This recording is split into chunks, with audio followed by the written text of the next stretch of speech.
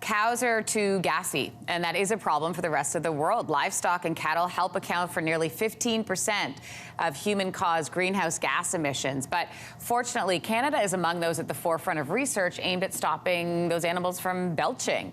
Joining me now is Canada Research Chair in Livestock Genomics, Christine Bays. Nice to chat with you today. Good morning. So controlling the burping of cows is done largely in one of two ways, I understand, through selective breeding or through diet, and you're involved in the breeding side. How does that work? It's pretty interesting, actually. We've got a really nice system in Canada, which is based on about 10 years of research, where we measure a lot of animals and we select the ones that have really good production, really good fertility, and really good longevity, at the same time as producing less methane. So it's a nice system that we can use the natural variation, the natural genetic variation in our animals to make sure that we're selecting the ones that are very efficient.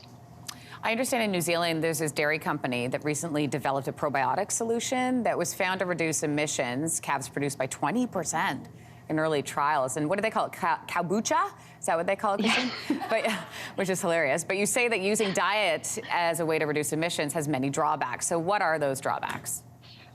Well, I mean, it's a complex problem, right? It's a really complex digestive system that our cows have, and they have to eat. And they will be making some methane when they eat and when they belch. Ruminants can digest things like cellulose that we can't. So they turn these indigestible things into high-quality protein, like meat or milk, because of a whole lot of anaerobic microbes that live in their stomach. And those microbes actually help the animal break down their feed. So when they're eating, they'll eat, they'll chew, they'll swallow, but then they'll regurgitate their food and chew on it again. The majority of the anaerobic microbes that help with the cellulose breakdown are in the rumen, and that rumen actually has more DNA in it than the animal itself.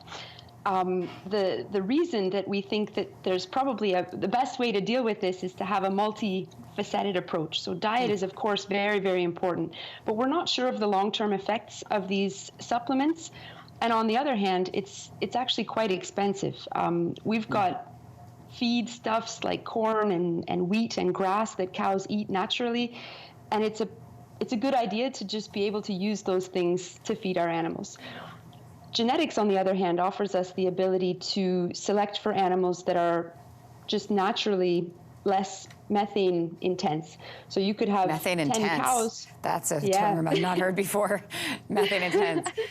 Christina, I do want to ask you, because we know that many people first believe the majority of emissions, these methane emissions that cows were producing, were from like the back end. But you were able to find that it's actually from the front end, like the burps. How do you measure that? How'd you figure that out? So there's a few different ways of measuring methane. One is the gold standard is the respiration chamber. It's just basically an airtight room in which we would put a cow, and we would measure everything that goes in and everything that comes out of that cow. It's not so nice for a cow to be put in sort of solitary confinement. So we've come up with another system, which is the green feed system that you're showing on the screen now. This is it's just kind of a little feeder, and it's got air suction nodules at the front, and it just pulls in the air that an animal is breathing out and measures the flux of methane, CO2, and CH4, CO2, and oxygen and hydrogen as well can be measured there.